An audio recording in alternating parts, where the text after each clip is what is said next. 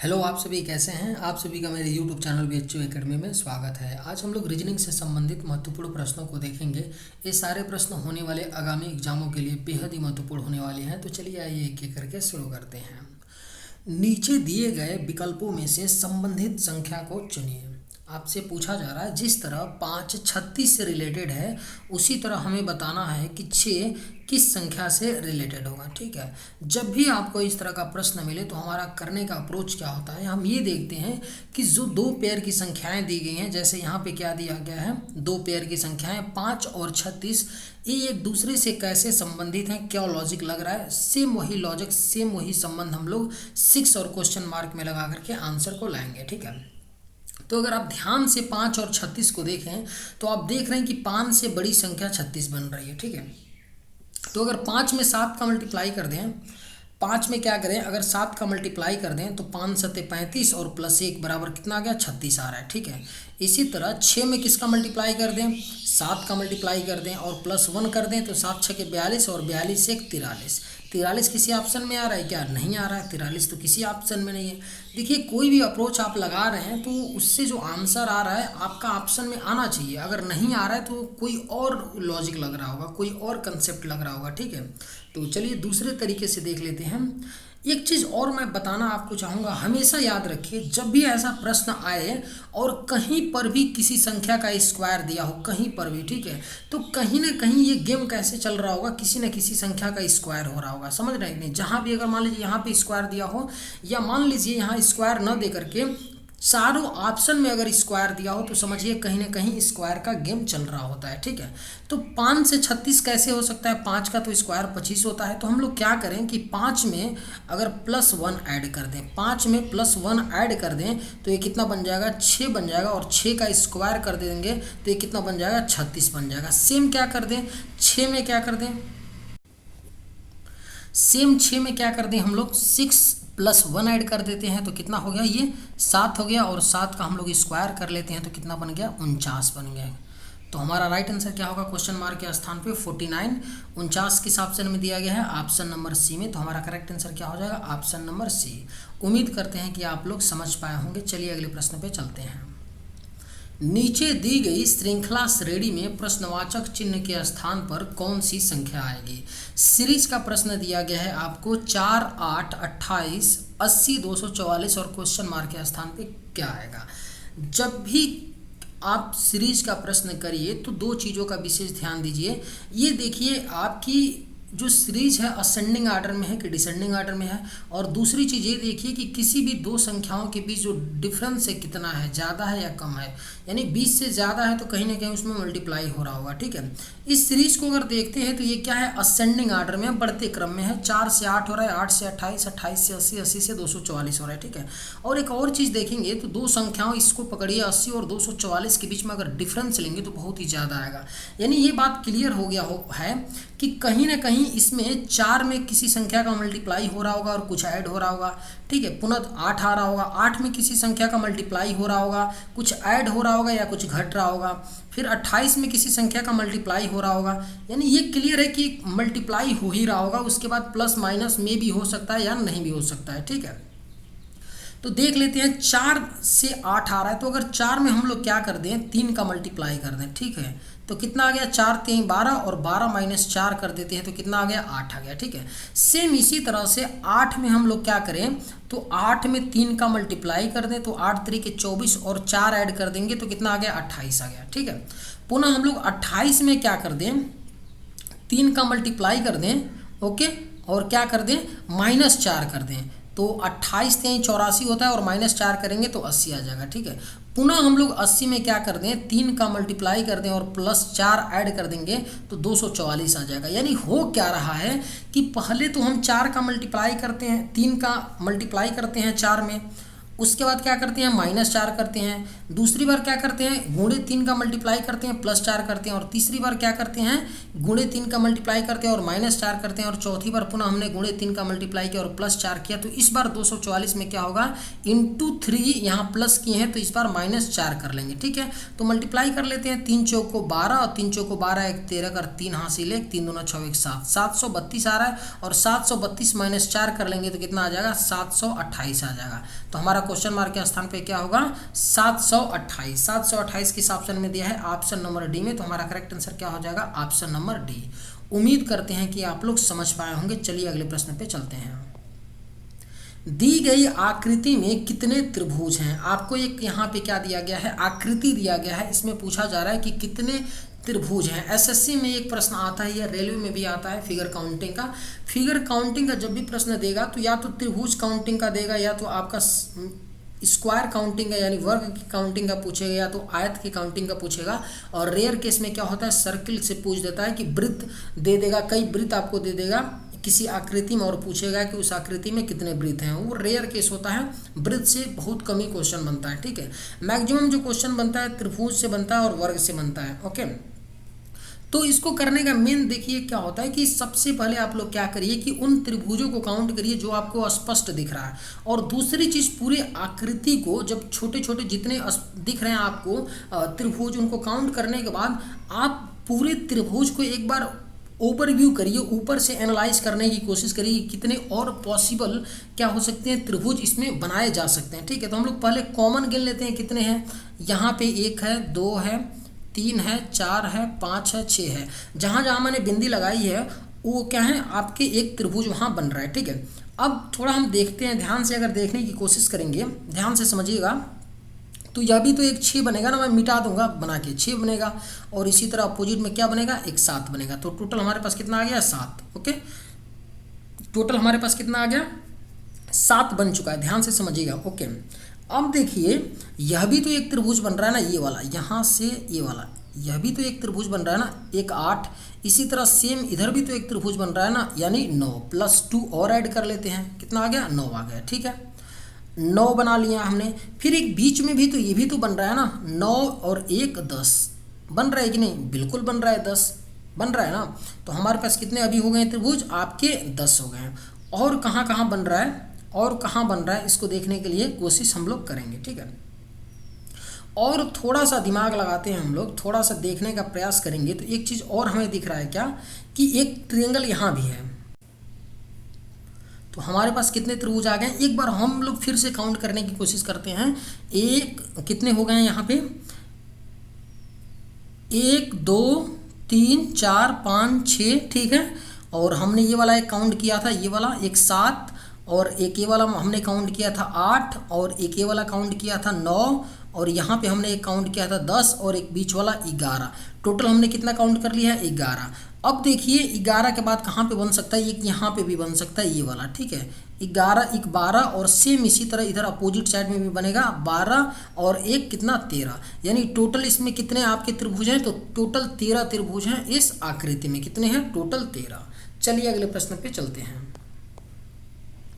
एक कतार में 17 लड़कियां हैं, प्रारंभ से बीच वाली लड़की 9वीं है, अंत से बीच वाली लड़की किस नंबर पर होगी। फिक्स सेट पैटर्न का क्वेश्चन है, और इसको करने का एक फिक्स तरीका होता है, कुछ नहीं करना होता। जब भी कहा जाए आपसे कि एक कतार में 17 लड़कियां हैं, प्रारंभ से जो बीच वाली लड़की है 9वीं है, तो अंत से बीच वाली लड़की किस नंबर पर होगी, हमें ये बताना है। तो अंत से बीच वाली लड़की कितनी होगी, 17 टोटल में से -9 करिए और +1 ऐड करिए। तो 17 में से 9 गया 8, और 8 + 1 बराबर कितना आ गया, 9।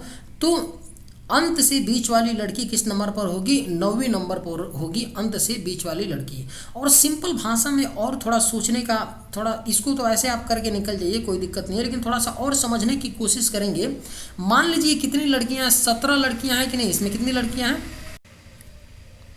17 लड़कियां हैं ना। अब जाहिर सी बात है कि बीच वाली लड़की की बात की जा रही है, तो बीच वाली जो लड़की होगी 8 इधर हो गई, 8 इधर हो गई, 9वीं बीच वाली ही तो होगी ना, 8 8 16 1 17। तो जाहिर सी बात है शुरू से इसका चौथा स्थान है, 9वां है, तो लास्ट से भी तो इसका स्थान 9वां ही होगा ना, क्योंकि इधर 8 है, तो 8वें के बाद इधर 9वां ही तो पड़ेगा ना। कॉमन सेंस भी इसको लगा के आप इस प्रश्न को कर सकते हैं, लेकिन दिक्कत वहाँ होता है कि मान लीजिए कोई बहुत बड़ी संख्या यहाँ पे दे दी जाए और यहाँ पे भी बड़ी संख्या दे दी जाए, उस केस में दिक्कत होता है, हम लोग ऐसे समझ के नहीं कर पाते हैं, ठीक है। तो इसलिए जो ये तरीका पहला वाला बताएं वैसे करके आप लोग निकल जाइएगा। उम्मीद करते हैं कि आप लोग समझ पाए होंगे। चलिए अगले प्रश्न पे चलते हैं। नीचे दिए गए प्रश्न आकृति में लुप्त संख्या ज्ञात कीजिए। हमें लुप्त संख्या बताना है। डायग्राम दिया है आपको और डायग्राम में दिया गया है 3 5 6 3 और बीच में 39 है। इसी तरह एक और डायग्राम दिया है 4 7 4 5 बीच में 51 है। तो हमें बताना है तीसरे डायग्राम में क्वेश्चन मार्क के स्थान पे क्या आएगा और चारों तरफ संख्याएं दी गई हैं 3 5 4 5। इस तरह का प्रश्न बहुत ही कठिन होता है, तब कठिन होता है जब आप इस तरह के प्रश्नों का प्रैक्टिस नहीं करते हैं, ठीक है। तो सबसे पहले देखिए एक चीज़ हम लोग देखेंगे, जो भी आपका जो दो डायग्राम दिया गया होता है ना, उस डायग्राम में हम लोग ये देखते हैं कि ये इन दोनों डायग्राम में कैसे संख्याएं एक दूसरे से रिलेटेड है, ठीक है। जो हमें ये देखना होता है मेनली कि ये आप देखिए कि पांचों संख्याओं में से सबसे बड़ी संख्या कौन सी है। सबसे बड़ी संख्या बीच वाली संख्या है, ठीक है। तो बीच वाली संख्या जो है ना सबसे बड़ी, तो हमें जो बाकी चार संख्याएं होती है ना उनसे ही बीच वाली संख्या लाना होता है। ये क्लियर, एक बात आप लोग याद रखिए, ठीक है। तो ये क्लियर होगा कि बीच वाली संख्या हमको बाहर वाली संख्या से लाना होता है जब भी हमें ऐसा पता चल जाए कि बीच में क्या है, बड़ी संख्या है, तो ठीक है। तो अब देख लेते हैं, और जो लॉजिक बन करके बीच वाली बड़ी संख्या इन दोनों डायग्राम में आएगा, सेम तीसरे डायग्राम में भी हम लोग देख लेंगे कि कैसे लॉजिक लग रहा है, वही लॉजिक लगा करके हम लोग तीसरे वाले डायग्राम में आंसर लाएंगे, ठीक है। तो ध्यान से अगर देखते हैं तो 5 3 15 कर दें या सबको जोड़ दें, 5 3 8 6 14 3 19, तो भी नहीं आ रहा है 39। अगर हम लोग कर दें मल्टीप्लाई कर दें 5 और 3 का, तो 5 3 15 और 6 3 18, 15 और 18 कितना हो गया, 33 हो गया। 39 नहीं आ रहा है, नहीं आ रहा है ना। चलिए कुछ और सोचते हैं, क्रॉस मल्टीप्लाई कर देते हैं, 6 का 5 में मल्टीप्लाई कर देते हैं, तो 6 5 कितना हो गया, 30 हो गया। प्लस 3 का 3 में कर दीजिए तो 3 3 कितना हो गया, 9 हो गया। 30 प्लस 9 कितना हो गया, 39 हो गया कि नहीं। यानी क्रॉस मल्टीप्लाई करने पे हो रहा है। यहाँ भी करके देख लेते हैं, 4 का 4 में जब मल्टीप्लाई करेंगे तो कितना आएगा, 16 बनेगा। और 7 का 5 में मल्टीप्लाई करेंगे तो कितना बनेगा, 35 बनेगा। और 16 35 कितना होता है, 51 हो गया। यानी ये बात क्लियर हो गया कि हो क्या रहा है कि क्रॉस मल्टीप्लाई करने पे, दो संख्याओं का क्रॉस मल्टीप्लाई करके उनका सम करने पे बीच वाली संख्या आ रही है, ठीक है। तो यहाँ पे भी सेम तरीका से कर लेते हैं, 4 और 3 का मल्टीप्लाई कर लेंगे तो 12 आ जाएगा। और 5 और 5 का जब मल्टीप्लाई करेंगे तो कितना आएगा, 25 आएगा। और 25 और 12 कितना होता है आपका, 37 होता है। तो हमारा राइट आंसर क्या हो जाएगा, क्वेश्चन मार्क के स्थान पे 37। किस ऑप्शन में 37 दे रखा है, ऑप्शन नंबर बी में। तो हमारा करेक्ट आंसर क्या हो जाएगा, ऑप्शन नंबर बी। उम्मीद करते हैं कि आप लोग समझ पाए होंगे। चलिए अगले प्रश्न पे चलते हैं। एक निश्चित कोड भाषा में बेबी को 20 लिखा जाता है और एडल्ट्स को 30 लिखा जाता है, तो उस भाषा में वुमेन को क्या लिखा जाएगा। हमेशा मैं बोलता हूं कि जब भी आपको अल्फ़ाबेट को किसी नंबर से कोड किया जाता है तो आपको कुछ नहीं करना होता है। वहाँ पे क्या होता है, प्लेस वैल्यू का गेम होता है। प्लेस वैल्यू से ही क्या होता है, नंबर कोड किया गया होता है। लेकिन मैं ये भी बोलता हूँ कि ज़रूरी नहीं होता है कि हमेशा प्लेस वैल्यू का ही गेम हो। 99% प्लेस वैल्यू का गेम होता है, लेकिन 1% जो केस बनता है उसमें क्या होता है, कई दफ़ा हम ये देखते हैं कि जो अल्फ़ाबेट दिए होते हैं ना, उनमें कितने किसी आपको शब्द दिए गए उसमें कितने अल्फ़ाबेट हैं, तो अल्फ़ाबेट नंबर ऑफ अल्फ़ाबेट की काउंटिंग पे भी कैलकुलेशन होकर के 20 आता है, ठीक है। अगर हम लोग प्लेस वैल्यू से जाने की कोशिश करेंगे तो ध्यान से देखिएगा, बी का प्लेस वैल्यू 2 होता है, ए का 1 होता है, बी का 2 होता है और वाई का कितना होता है, 25 होता है। तो हम देख रहे हैं कि सम करने पे तो 20 से ज़्यादा हो जा रहा है, यानी कहीं ना कहीं दिक्कत बन रहा है, ठीक है। अगर मान लीजिए ये भी सोचे कि 25 हो गया और 5 ऐड कर लेते हैं, 30 हो गया, और 30 में से 10 माइनस करने पे आ रहा है। लेकिन जब एडल्ट्स को आप जोड़ेंगे ना और -10 करेंगे तो भी 30 नहीं आएगा। क्यों? क्योंकि देखिए टी का ही कितना होता है, 20 होता है, यू का 21 होता है, तो यही 41 हो गया। सैटरडे का कितना होता है, 19 हो गया। 60 हो गया, 10 माइनस करेंगे तो नहीं बनेगा 30, ठीक है। यानी कहीं ना कहीं प्लेस वैल्यू से हम इसमें नहीं जा सकते हैं, ठीक है। तो क्या करेंगे, हम इसमें काउंट करेंगे बेबी में कितने अल्फ़ाबेट हैं। कितने अल्फ़ाबेट हैं बेबी में, 4 हैं। 4 में किस संख्या का मल्टीप्लाई करेंगे 20 आ जाएगा, और 5 का मल्टीप्लाई कर देंगे तो 20 आ जाएगा, बिल्कुल आ गया 20। उसी तरह हम लोग क्या करें, एडल्ट्स में नंबर ऑफ अल्फ़ाबेट्स काउंट कर लेते हैं, तो कितने हैं, 3 3 6 6 अल्फ़ाबेट है। जिस तरह हमने 5 का मल्टीप्लाई किया है इसी तरह एडल्ट्स में हम भी 5 का मल्टीप्लाई कर दे रहे हैं, तो 6 5 30। यानी हो क्या रहा है कि नंबर ऑफ अल्फ़ाबेट्स काउंट करने के बाद 5 का मल्टीप्लाई उसमें करने पे क्या किया जा रहा है, संख्या आ रहा है। तो उसी तरह वुमेन में देख लेते हैं। वुमेन में कितने अल्फ़ाबेट हैं, 5 हैं, और 5 में हम क्या करेंगे, 5 का मल्टीप्लाई कर देंगे, तो 5 कितना हो गया, 25। तो हमारा करेक्ट आंसर क्या हो जाएगा, 25। किस ऑप्शन में दिया है, ऑप्शन नंबर बी में। तो हमारा करेक्ट ऑप्शन क्या हो जाएगा, ऑप्शन नंबर बी। उम्मीद करते हैं कि आप लोग समझ पाए होंगे। चलिए अगले प्रश्न पे चलते हैं। एक निम्नलिखित में से कौन सा विकल्प नीचे दिए गए शब्दों का सार्थक क्रम होगा। हमें सार्थक 5 शब्द दिए गए हैं। शिशु, बूढ़ा, वयस्क, किशोर और बच्चा, इन 5 शब्दों को हमको क्या करना है, सार्थक क्रम में अरेंज करना है। जब भी सार्थक क्रम में अरेंज करना होता है तो हम क्या करते हैं, इंक्रीजिंग आर्डर में, यानी पहले छोटा उससे बड़ा ऐसे व्यवस्थित चीज़ों को करते हैं। ठीक है, तो शिशु हो गया, बूढ़ा हो गया, वयस्क हो गया, किशोर हो गया, बच्चा हो गया। अगर हम 5 शब्दों को देखते हैं तो हमें ये पता चलता है कि यह किसी व्यक्ति के, किसी मानव के क्या है, अवस्था का ही क्या दिया गया है, क्रम दिया गया है कि पहले मानव क्या होता है, शिशु होता है, उसके बाद बच्चा होता है, तब किशोर बनता है, तब वयस्क बनता है, तब बूढ़ा बनता है, तब उसका क्या होता है, डेथ होता है। तो हमें पता चल गया है कि ये मानव की उम्र से रिलेटेड यहाँ पे शब्द दिए गए हैं। तो सबसे छोटा क्या बन सकता है इनमें से, सबसे छोटा शिशु ही तो होता है, यानी 1 नंबर सबसे छोटा क्या होगा, शिशु। शिशु के बाद क्या होता है, बच्चा होता है, 5 नंबर। शिशु जब बड़ा होता है तो बच्चा बनता है, और जब बच्चा बड़ा होता है तो क्या बनता है, किशोर बनता है, 4 नंबर। ठीक है, और जब किशोर बड़ा बनता है तो क्या बनता है, वयस्क बनता है, और जब वयस्क बड़ा बनता है तो क्या बनता है, बूढ़ा बनता है। यानी कि हमारा सार्थक क्रम क्या होगा, 15 432 किस ऑप्शन में दिया गया है, ऑप्शन नंबर सी में। तो हमारा करेक्ट आंसर क्या हो जाएगा, ऑप्शन नंबर सी। उम्मीद करते हैं कि आप लोग समझ पाए होंगे। चलिए अगले प्रश्न पे चलते हैं। नीचे दिए गए विकल्पों में से संबंधित शब्द को चुनिए। हमें बताना है, जिस तरह मकान किराया से संबंधित है, सेम पहला नंबर प्रश्न है, सेम वही तरीका होता है। पहला नंबर जो हमने प्रश्न देखा तो वहाँ पे क्या था, नंबर दिया गया था। यहाँ पे क्या दिए गए हैं, शब्द दिए गए हैं। कई और क्वेश्चंस होते हैं उसमें अल्फ़ाबेट दे देता है। ठीक है, कई ऐसे क्वेश्चंस होते हैं जिसमें अल्फ़ाबेट और नंबर का भी क्या होता है, मिश्रण होता है। तो यहाँ पे शब्द दिया गया है, लेकिन करने का हमारा सेम वही तरीका होता है। हमें ये देखना होता है कि जो 2 शब्द दिए गए हैं वो एक दूसरे से कैसे संबंधित हैं। उसी तरह पूंजी और क्वेश्चन मार्क को देख लेंगे कि कैसे संबंध होंगे, तो वही लॉजिक लगा करके वही संबंध हम लोग क्या करेंगे, क्वेश्चन मार्क और दिए गए शब्द में बैठाएंगे। ठीक है, तो मकान और किराए की बात करें तो मकान से हमें क्या प्राप्त होता है, मकान से क्या प्राप्त होता है, तो किराया प्राप्त होता है। अगर किसी को रेंट पे दे देते हैं, प्राप्त होता है। अगर किसी को रेंट पे अपना मकान हम लोग दे देते हैं तो क्या होता है, वहाँ से हमें किराया प्राप्त होता है। उसी तरह ध्यान से समझिएगा, उसी तरह अपना मान लीजिए पूंजी है, पैसा है, धन है, उसको किसी को आप दे देते हैं तो क्या प्राप्त होता है, देश प्राप्त होता है, नहीं। धन प्राप्त होता है, नहीं। निवेश प्राप्त होता है, नहीं। ब्याज प्राप्त होता है। यानी जब हम किसी को अपना पैसा देते हैं तो क्या करते हैं, उससे इंटरेस्ट लेते हैं ना। जब हम पूंजी कहीं इन्वेस्ट करते हैं, लगाते हैं, तो हमको क्या रिटर्न में प्राप्त क्या होता है, तो हमें ब्याज प्राप्त होता है, हम ब्याज लेते हैं ना। तो जिस तरह मकान से हमें किराया प्राप्त होता है उसी तरह हमें पूंजी से ब्याज प्राप्त होता है। तो हमारा करेक्ट आंसर क्या हो जाएगा, ऑप्शन नंबर ए। उम्मीद करते हैं कि आप लोग समझ पाए होंगे। चलिए अगले प्रश्न पे चलते हैं। उस वेन आरेख का चयन करें जो दिए गए वर्गों के बीच संबंध को सर्वोत्तम रूप से दर्शाता है।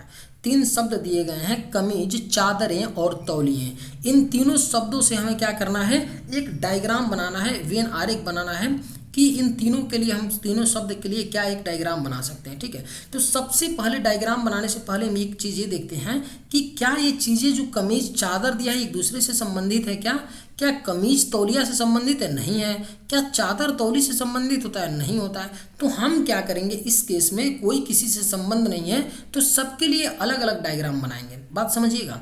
तो हम लोग सबसे पहले कमीज के लिए यहाँ डायग्राम बना लेते हैं, कमीज के लिए के से डिनोट करते हैं।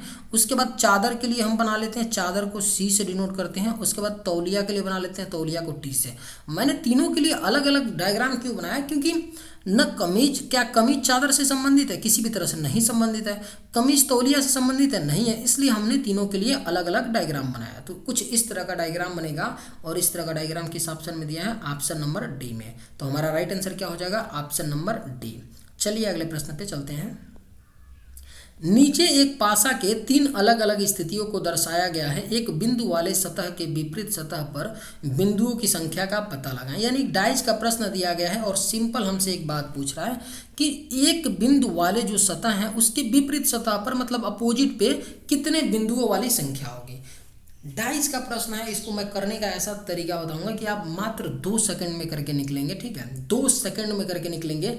और मान लीजिए कि आप बिल्कुल करना ही नहीं चाहते हैं तो मैं ऐसा तरीका बताऊंगा तुक्का मारने का, कि आप लोग 50-50 चांस रहेगा आपके राइट आंसर होने के। ठीक है, मैं इसको 3 तरीके बताऊंगा, 3 तरीके से करने के लिए। कैसे 3 तरीके से करेंगे? पहले तो अगर मैं देखता, समझिएगा, अगर मैं देखता तो मैं सीधे कुछ बिना सोचे मैं क्या करता, 6 मार के निकल जाता। मैंने कैसे मारा इसको समझिएगा।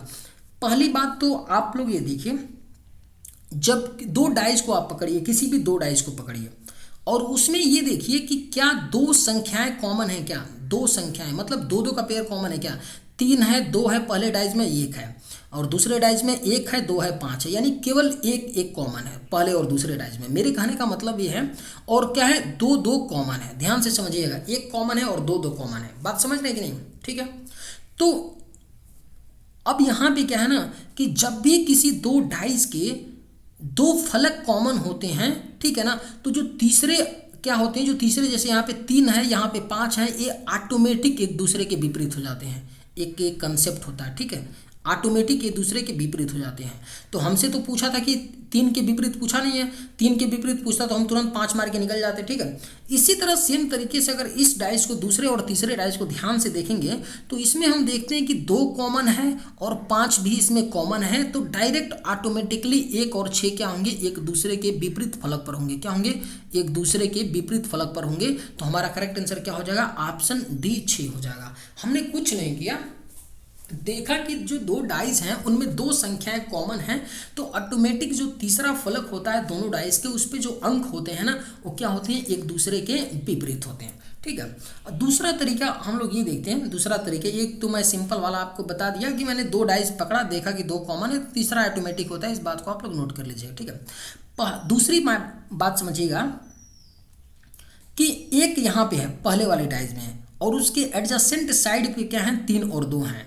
तो एक बात हमेशा याद रखिएगा कि कोई भी नंबर होता है एक दूसरे एडजेसेंट साइड पे, तो वो एक दूसरे के विपरीत नहीं हो सकते। मान लीजिए 1 और 3 एक दूसरे के एडजेसेंट है ना, तो एक कभी भी 1 और 3 एक दूसरे के विपरीत नहीं हो सकते हैं। उसी तरह 1 और 2 कभी एक दूसरे के विपरीत नहीं हो सकते हैं। उसी तरह 3 और 2 एक दूसरे के विपरीत नहीं हो सकते हैं। क्यों? क्योंकि भाई एडजेसेंट है तो कैसे अपोजिट हो सकते हैं, विपरीत नहीं हो सकते हैं। तो हम ये बोल सकते हैं ना कि 1 के विपरीत 3 और 2 नहीं हो सकता, यानी कि ऑप्शन ए नहीं हो सकता है, ऑप्शन बी नहीं हो सकता। ठीक है, इसी तरह मैंने क्या किया, यहाँ पे देखा। अब देखिए, 1 के विपरीत 2 और 5 भी नहीं हो सकता। क्या नहीं हो सकता है? ध्यान से समझिएगा, 1 के विपरीत 2 तो नहीं हो सकता है और 5 भी नहीं हो सकता है। नहीं होगा ना भैया, 5 भी तो नहीं होगा ना। अब क्योंकि 1 के विपरीत, 1 के एडजेसेंट 5 है, 1 के एडजेसेंट 2 है, तो 5 भी तो 1 के विपरीत नहीं होगा। तो हमारे पास 2 और 3 और 5 एलिमिनेट हो चुके हैं। ठीक है, 2, 3 और 5 एलिमिनेट हो चुके हैं। तो 1 के विपरीत या तो 4 होगा या तो 6 होगा। तो हम लोग क्या करेंगे, इनमें से तुक्का मार के निकल सकते हैं कि या तो 4 होगा या तो 6 होगा। ठीक है, 50-50 जो मैंने चांस बताया था। और तीसरा तरीका यह है कि आप विपरीत फलक निकाल लीजिए। विपरीत फलक निकाल लीजिए। विपरीत फलक कैसे आप निकाल सकते हैं कि देखिए कि यहाँ पे क्या हो गया, 3 का 5 हो गया, हमने बिल्कुल देख लिया। क्योंकि यहाँ पे ना एक मुश्किल बन रहा है, समझिएगा। एक मुश्किल क्या बन रहा है कि किसी भी 2 डाइस में, किसी भी 2 डाइस को अगर हम लोग पकड़ते हैं, यहाँ पे क्या कॉमन है, 2 कॉमन है, यहाँ पे 5 कॉमन है। किसी भी अगर हम लोग क्या करते हैं, 2 डाइस को अगर पकड़ने की कोशिश करते हैं, तो कौन सा ऐसा 2 डाइस पकड़िए, अगर डाइस 1 और 3 को पकड़ लेते हैं तो इसमें केवल 2 और 2 कॉमन है कि नहीं, 2 कॉमन है। तो यहाँ से हम पहले और तीसरे डाइस से सारा विपरीत फलक निकाल सकते हैं। निकाल लीजिए। 2 से क्लॉकवाइज चलना शुरू कीजिए। यहाँ पे भी 2 से क्लॉकवाइज शुरू कीजिए चलना। तो 2 से क्लॉकवाइज चलेंगे तो 3 आएगा, तो 3 के विपरीत फलक पे यहाँ 5 आ गया। ठीक है, पुनः 3 से क्लॉकवाइज चलेंगे तो 1 आ गया, 5 से क्लॉकवाइज चलेंगे तो 6 आ गया, तो 1 के विपरीत फलक पर 6 आ गया, तो 3 के विपरीत फलक पे क्या आ जाएगा, 4 आ जाएगा। यहाँ से सारा विपरीत फलक मैंने निकाल लिया। तो हमसे पूछा था 1 के विपरीत फलक पे, तो हम राइट आंसर दे के निकल जाएंगे। समझाने के लिए बताया कि आपको ये भी आना चाहिए। लेकिन देखिए, जब भी आपको आसान तरीके से पता चल जा रहा है, जब भी आपको दिख जा रहा है कि नहीं हम ऐसे करके कम समय में निपटा के इस प्रश्न को निकल सकते हैं, तो कभी भी सारे का आप विपरीत फलक निकालने की कोशिश मत कीजिए, फिर टाइम ऑफ वेस्ट होगा, उतना आपके पास एग्जाम में समय नहीं होता है। चलिए अगले प्रश्न पे चलते हैं। चिन्हों के किस अदल बदल से निम्नलिखित समीकरण सही हो जाएगा? बेहद ही जबरदस्त क्वेश्चन है, बेहद ही जबरदस्त। मैं इसलिए बोल रहा हूँ कि मैं एक तरीका ऐसा बताऊंगा, ऐसा तरीका बताऊंगा जो ट्रेडिशनल तरीका है उससे बिल्कुल हटके एसएससी में एक क्वेश्चन पूछता ही है, 100% पूछता है ये क्वेश्चन। और ये इतने खतरनाक क्वेश्चन होते हैं ना कि आपका टाइम खा जाते हैं। अगर आपका लक खराब है ना तो टाइम एक क्वेश्चन खा ही जाते हैं आपके 1 आध मिनट, ठीक है। तो उस 1 आध मिनट जो टाइम आपके खाते हैं, उस टाइम को आप कैसे बचा सकते हैं, क्या एक्स्ट्रा आप सोच करके इस तरह के प्रश्न को कर सकते हैं, ये बात मैं आपको इस प्रश्न में बताऊंगा, ठीक है। इस चीज़ को आप देखेंगे, बोला गया है कि चिन्हों के किस अदल बदल से निम्न समीकरण सही हो जाएगा। मतलब ये बोल रहे हैं कि एक इक्वेशन दिया गया है, इस इक्वेशन के किस साइन को, ऑप्शन ए के साइन को या ऑप्शन बी के साइन को या ऑप्शन सी के साइन को या ऑप्शन डी के साइन को, किस साइन को इंटरचेंज करने पर यह इक्वेशन संतुष्ट हो जाएगा, ठीक है। अब हम क्या करें, हमारे पास कोई ऑप्शन बचता नहीं, हम ये देखते हैं कि कैसे इसको कर सकते हैं। यही ऑप्शन बचता है ना कि ऑप्शन से चले जाएं, पहले ऑप्शन ए का रख के देखें इंटरचेंज करके कि इक्वेशन सेटिस्फाई हो रहा है कि नहीं। ए से नहीं हो रहा तो बी का चेक करें, बी का नहीं हो रहा तो सी का चेक करें, सी का नहीं हो रहा तो डी का चेक करें। तब तो मैटर फंस गया ना, इतना टाइम लग जाएगा, आपके पास टाइम भी नहीं है, कैसे करेंगे, मुश्किल तो बढ़ जाएगा ना। क्योंकि मान लीजिए आपका किस्मत अगर खराब है, ऑप्शन ए राइट नहीं बनता है, तो ऑप्शन बी चेक किए, ऑप्शन बी भी नहीं सही हुआ तो ऑप्शन सी चेक किए, और ऑप्शन सी चेक किए तो हुआ, तब तक आपका 40-50 सेकंड निकल गया, तो फिर प्रॉब्लम है ना। तो इस तरह के प्रश्नों को करने के लिए सबसे पहले आप क्या क्या करिए, एक बार एनालाइज करिए इक्वेशन को, ध्यान से देखने की कोशिश करिए। ध्यान से गौर से हम देख रहे हैं इस इक्वेशन को, तो हमें एक चीज़ पता चल रहा है, क्या पता चल रहा है कि जो इक्वल टू के इधर है ना संख्या, वो 7 है, बराबर में क्या है 7 है। तो हमें ये पता चल गया कि यार 30 और -6 है, तो कहीं ना कहीं यार अगर 30 - 6, 30 अगर कटेगा नहीं तो ये बहुत बड़ी संख्या आ जाएगी, 7 के बराबर नहीं आएगी। तो कहने का मतलब ये है कि हमने ये क्लियर हो गया कि 30 को कटना चाहिए था। तो 30 को कटेगा कब, जब माइनस की जगह डिवीजन हो, तभी तो माइनस की जगह डिवीजन होना चाहिए, यानी माइनस की जगह डिवीजन होने के लिए हमें किस ऑप्शन को चेंज करना पड़ेगा, ऑप्शन सी को चेंज करना पड़ेगा। तो हमारा करेक्ट आंसर क्या हो जाएगा, ऑप्शन सी। तभी तो यहाँ डिवीजन होगा, तो 6×5 30, तभी तो ये छोटी संख्या बन पाएगी। बात समझ रहे हैं कि नहीं। यानी हमने ये देखा कि 30 बहुत बड़ी संख्या, उसको कटना चाहिए तभी 7 आ सकता है। मैंने ये सोचा तो 7 आ सकता है, तो माइनस और हमें क्या करना पड़ेगा, डिवीजन को इंटरचेंज करना पड़ेगा, और ऐसा केवल ऑप्शन सी में डिवीजन और दिया गया है, ठीक है। तो आप ऐसे भी मार के सी को निकल सकते हैं बिना सोचे समझे। अगर कहीं और पे डिवीजन होता किसी ऑप्शन में तो थोड़ा आपको सोचना और पड़ता, लेकिन केवल एक जगह डिवीजन है तो बिना रीचेक किया आप निकल सकते हैं। फिर भी मैं रीचेक करके आपको दिखा देता हूँ, ठीक है। 30 हो गया, माइनस की जगह डिवीजन कर लेते हैं, 6 हो गया, माइनस हो गया, 4 हो गया, प्लस हो गया 2 × 3, 6×5 30, 5 हो गया, माइनस हो गया 4 प्लस 3 दूना 6, तो 6×5 11, और 11 -4 करेंगे तो 7, 7 बराबर कितना आ गया 7, यानी कि ऑप्शन सी के साइन को बदलने पे इक्वेशन सेटिस्फाई हो रहा है। तो हमारा राइट आंसर क्या हो गया, ऑप्शन सी। उम्मीद करते हैं कि आप लोग समझ पाए होंगे। चलिए अगले प्रश्न पे चलते हैं। कथनों को पढ़ें और दिए गए विकल्पों में से निष्कर्ष चुनें। सिलॉक्स का प्रश्न दिया गया है, कथन दिया गया है, इस कथन के आधार पर बताना है कि निष्कर्ष इसमें से कौन सा सही होगा, ठीक है। तो सबसे पहले हम लोग क्या करते हैं, कथन से डायग्राम बनाते हैं, फिर निष्कर्ष को चेक करते हैं, ठीक है। कथन क्या दिया है, सभी कीड़े क्या है सर्प है, बना लेते हैं। कीड़े को मैं क्या करता हूँ, के से डिनोट करता हूँ। सभी जो कीड़े हैं क्या हैं, सर्प हैं। सर्प को मैं किससे डिनोट करता हूँ, तो एस से डिनोट करता हूँ, ठीक है। और सभी सर्प क्या हैं, कछुए हैं। जो सभी सर्प हैं वो क्या हैं, कछुए, और कछुओं को मैं टर्टल यानी टी से मैं डिनोट करता हूँ, ठीक है। तो निष्कर्ष चेक कर लेते हैं। पहला बोला गया है सभी कछुए कीड़े हैं। ये जो सभी टर्टल हैं ये क्या कीड़े हैं, नहीं भैया, सभी कीड़े टर्टल हैं, लेकिन सभी टर्टल कीड़े नहीं है ना, क्योंकि टर्टल वाला तो बड़ा, जो आपका कछुआ वाला तो बड़ा सा सर्कल है ना, तो ये बड़ा सभी छोटा कैसे हो सकता है, नहीं हो सकता है ना, क्योंकि सभी कीड़े क्या हैं, कछुए हैं। तो पहला आपका निष्कर्ष गलत हो गया। दूसरा क्या बोला गया है कि सभी कीड़े कछुए हैं, सभी कीड़े कछुए हैं, ये बात बिल्कुल सही है, क्योंकि जो कीड़ा है वो छोटा है, छोटा वाला सर्कल, और बड़ा वाला सर्कल क्या है, कछुआ है। तो सभी कीड़े क्या हैं, कछुओं के अंदर हैं, तो सभी कीड़े क्या हैं, कछुए हैं। तो ऑप्शन यानी निष्कर्ष का दूसरा क्या है, भाग सही है। तो इसका करेक्ट आंसर क्या हो जाएगा, ऑप्शन बी, केवल निष्कर्ष 2 निहितार्थ है। उम्मीद करते हैं कि आप लोग समझ पाए होंगे। चलिए आज के वीडियो में बस इतना ही। अगर आप लोगों को ये वीडियो पसंद आए तो एक लाइक ज़रूर कीजिएगा। थैंक्स, जय हिंद।